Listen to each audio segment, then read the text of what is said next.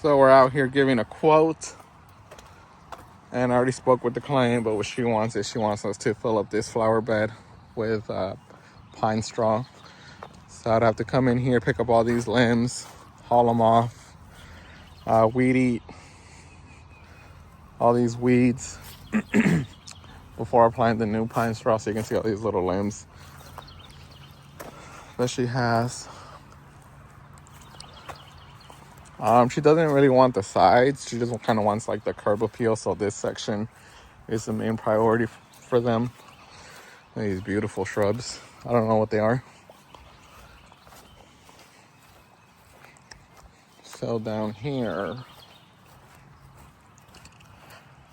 these guys, again, I'm bad with names. So pretty much she wants us to take these out, pull them out, pull all these guys out.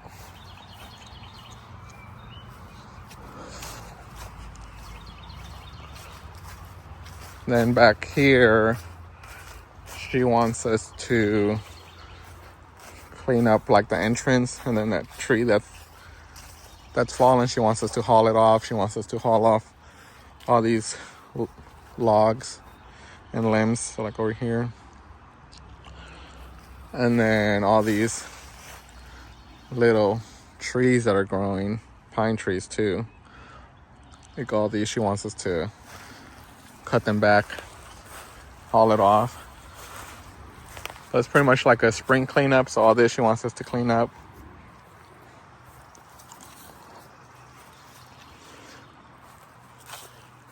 Pretty much up till here, I believe. So clean all that up. We didn't talk about this one, but I would think she wants us to clean this one too. Here, pretty much prune everything, cut back. So these weeds, I don't know if the camera gets it. Prune, so yeah, pretty much prune them, and then clean up this whole flower bed, rake all the leaves out, prune this guy, weed eat all these weeds. This tree, she wants us to haul it off too. These azaleas, she wants us to dig them out, haul it off. We got 4. A pretty big job. All these limbs and logs from the storm. Over here, there's another one. These guys, she wants us to dig them out too. This one, she doesn't want anymore. So she wants a quote for everything, and then she'll approve certain things or all of it, depending on the price, of course. So I did ask how she found me, and she mentioned it was next door. So I've been saying it, next door is the way to go. So it rained, so I won't be working today. You can see that big puddle. So I'll be out tomorrow. But let's get it. We'll see if she approves. So we're out here working on this property. I got Jacob mowing the back, and then I'm weed eating. But you can see this one's mainly moss. So this one we normally just pick up the limbs, I haul it off, and then, we still mow, but there's very little growth. You can see Jacob there. But let me go on the other side where it's a little more quiet.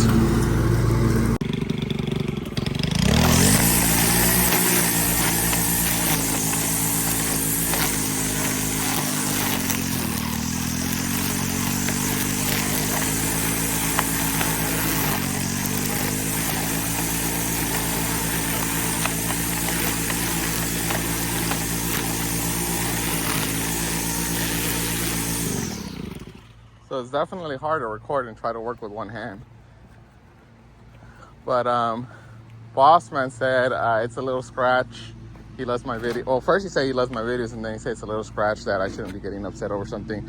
Because as you guys can see, in the last video I said I got a little upset because Jacob left a little scratch. He tried putting the wheelbarrow over, and instead of waiting for me, he kind of just lifted it by himself to try to make my life easier. So I mean, I didn't get upset or fire Jacob. You guys saw him back there working, but it's hard not to feel some emotions when things like that happen. You know, I am human, and I was just expressing my frustration because, like I said in that video, you know, I worked hard to get this truck. It was like a few years of me saving up little by little. I mean, I knew it's a work truck, so I know it's gonna get scratches here and there, but you know, it was just something that could have been avoided. So after this was said and done, I pretty much just coached Jacob and told him, hey, you know, at first I told him I was upset. I was like, you know what, I'm upset, Jacob. I just need a minute to cool down. I didn't go off on him. I obviously didn't fire him. Now I'm like, whatever about it. But during when it happened, I was definitely a little upset. So as I was saying, you know, I didn't make a big deal about it. I just told him, you know what, Jacob, I'm a little upset. I just need a minute to cool down. I didn't say anything bad to him. I didn't tell him off. Things happen. I know, you know, sooner or later it's going to get scratched up. And then Bossman said it's a work truck. So that is my everyday truck. So I use it for work when I'm out giving quotes, when we go out for family, you know, when we're out and we want to go somewhere nice, you know, I'll take everything out and we'll go out for dinner in that truck. So it's not just a work truck, it's like an everyday truck. And me still being pretty small as a lawn care business, I don't have a designated work truck just for work. And if I did it, you know, I definitely wouldn't, it wouldn't be that truck, you know, that new of a truck. But it is what it is. Now it's a new day. It is what it is. Me and Jacob are great. I love Jacob. You know, he makes my life easier. Our chemistry is great. He obviously felt bad about it. And I just told him not to worry about it, that we'll figure it out in the future. That's, you know, right now it's mowing season. We need to just get all these jobs, land all these jobs, and when we get them, it's balls to the walls right now. And when we get a minute to breathe, we'll talk about it. And pretty much just told them, don't worry about it. But let's keep going. So there's lunch for today. So we got sushi, and then I knew Jacob doesn't like sushi, so I brought him pizza. Every once in a while, I'll bring food. Last time he brought us food, so that way it's not just one person, but that way we're not stopping and getting food. We could eat on the road. But I did want to say I do appreciate every comment. I appreciate, you know, you guys taking the time to check my videos out. It definitely is encouraging. It encourages me to keep posting because I don't have that many subscribers. I'm at like 1,100, so that's not a lot to me. I'm a small content creator, but I do appreciate the comments even from Bossman. I mean, I didn't take it anyway. I think, you know, to a certain point, he is right. You know, it is just a little scratch. And when I recorded that video, it had just happened. So it's like, it was just these emotions that I was feeling. And as I get older, I've realized that I'm experiencing feelings or emotions that I didn't before when I was younger. Especially coming from like a Mexican background, you know, we have that machismo, that pride in ourselves, which I would think, you know, that's why, you know, well, this is why I have the work ethic. This is why I am the person I am today, is because of obviously how I grew up in that environment. But now that I'm getting older, you know, I have a son and a daughter, a wife. I'm getting older. I'm not super old. I'm in my 30s, low 30s, 32. But I'm allowing myself to kind of like express myself more. You know, every time my son goes to sleep, or if I drop him off, or I'm picking up, or normally if I'm going to say bye to my son, I always make sure to tell him I love him, just because I didn't get that growing up. But that was just like the older generation machismo, or, you know, how my dad grew up. I guess his dad didn't tell him that, and now that I'm older, I'm stuck in between two places, or two generations. I have like the old generation and then the new generation. But it had just happened, so that's why I felt the way I did. But anyways, that's enough about that. Today I did want to talk about payments. What happens if a client does not pay an outstanding balance? First thing I want to say is, personally, what I do is if anything's over $200-300, you definitely need a 50% deposit, and just say you're going to use it for materials or labor.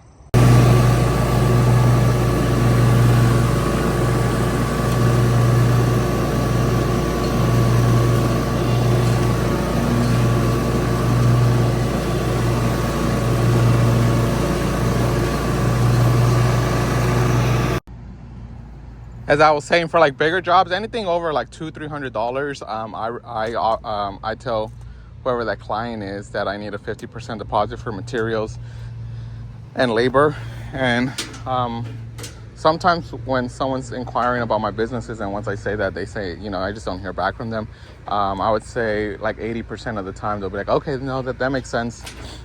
But you definitely want to get a deposit for like bigger jobs, because the last thing you want is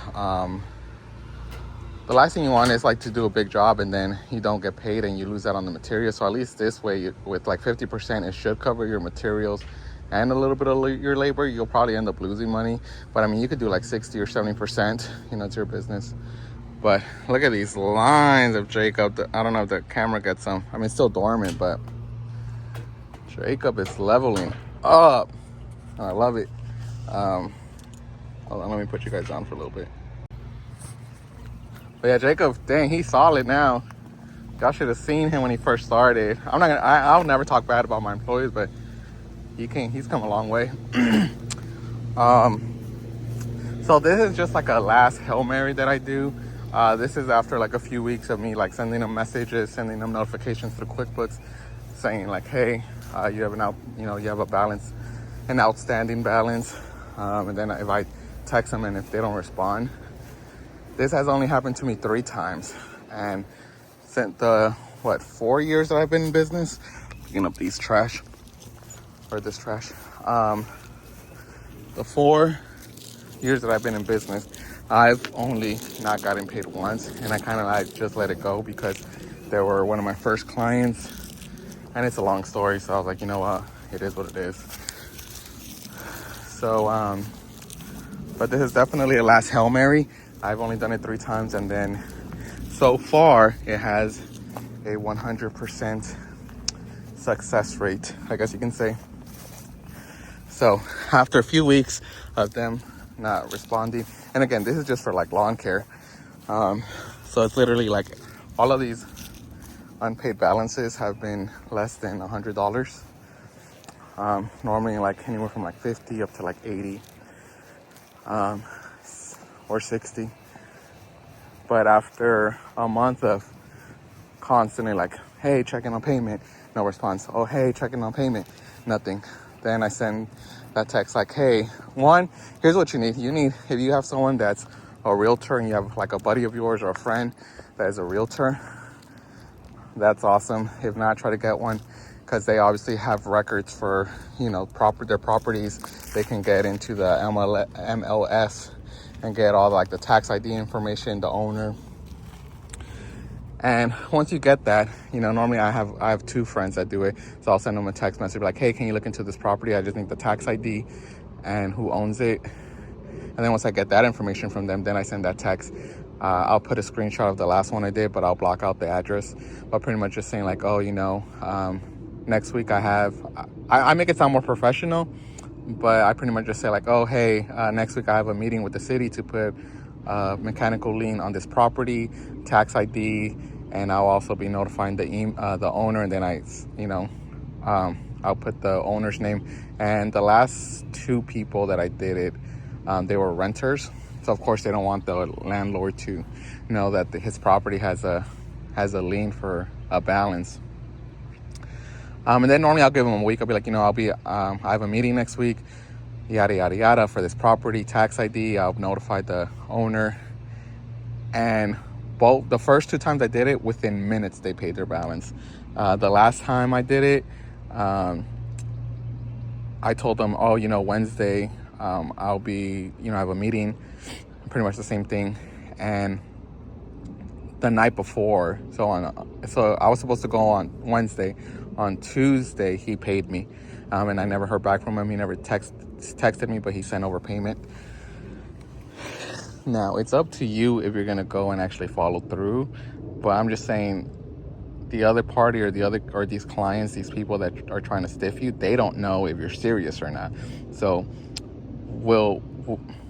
I honestly don't think I would go to that extent. I would just wash it out. But again, this is why it's a Hail Mary. If it works, great. If it doesn't, it's a tax write-off. It is what it is. But it has worked.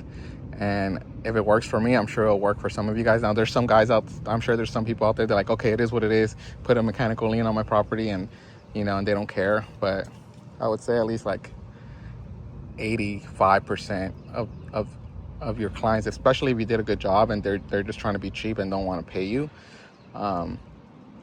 you might get paid. But let's keep going.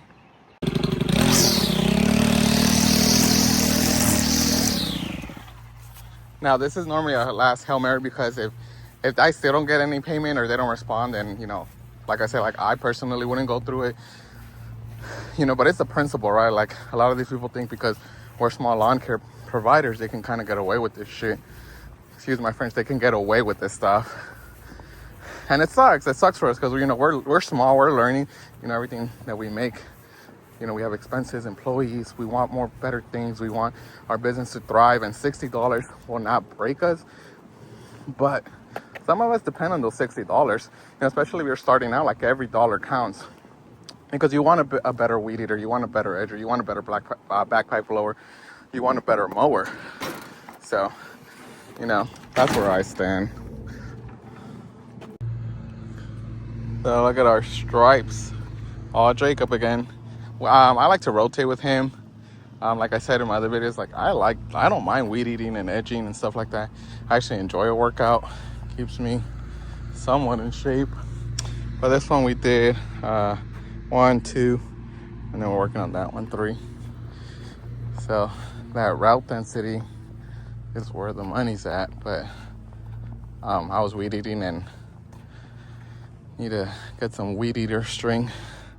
I got this from my baby, so it kind of just clips on, or from one of her toys. And then I just zip tied this so it's easier. But we might be able to do 2 more, but we're going to pick up some pine straw for tomorrow's job. I think we got to lay down like 40 rows, so that's equivalent to like 80 to 90 bales. So, yeah, I think that's it for today. So, you guys can try my method. It works for me. And again, like, $60, $80 isn't going to break or make me. But it's just the principle. I want to get paid at the end of the day for a service that we did. But like always, like, subscribe. I appreciate y'all.